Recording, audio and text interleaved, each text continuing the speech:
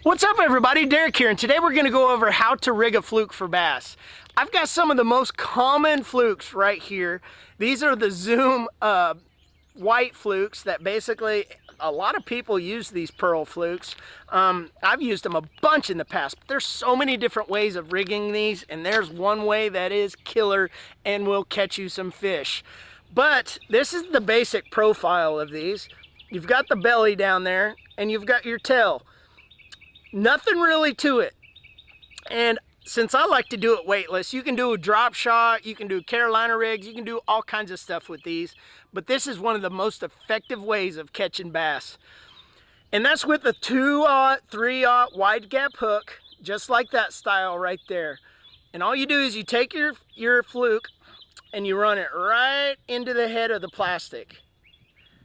And you want to come out the bottom, right around where the head, there's a little notch right there.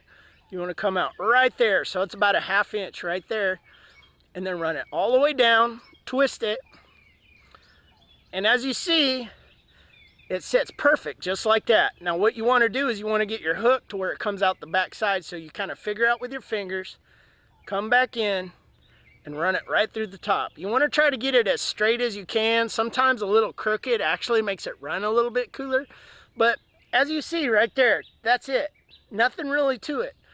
And the hook is right there. Let's see if we can get it. The hook is right there, so you just want to lift it. You just want to lift it and just barely put it down in there. All right, there's some bass that are right here. I've seen swimming around in this crystal clear water, so let's see if we can go over here and catch some bass on this cool little rig. And I love to fish this thing on a spinning reel.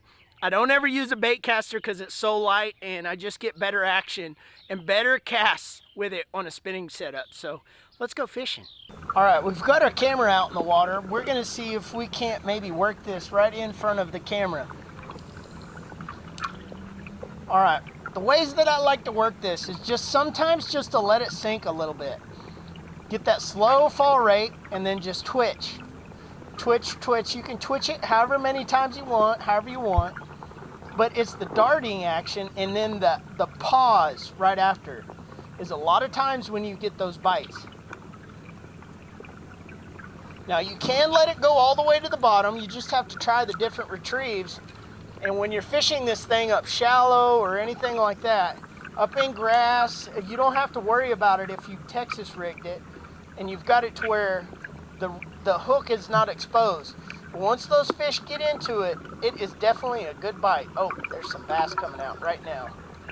I don't know if they see it. They were up under the mat.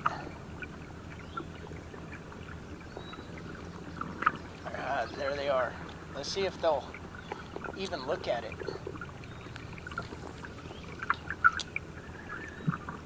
I don't know if they will.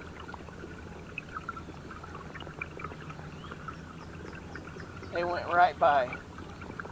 A lot of times it's that twitch action.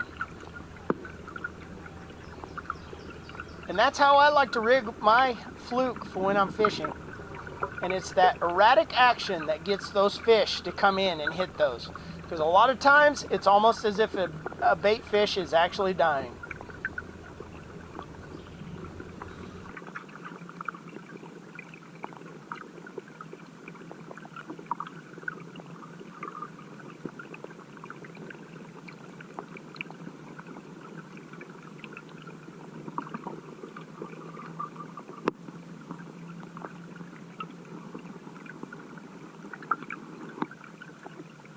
Well guys, that's how I like to rig my fluke for fishing for bass up shallow. You can fish it so many different ways.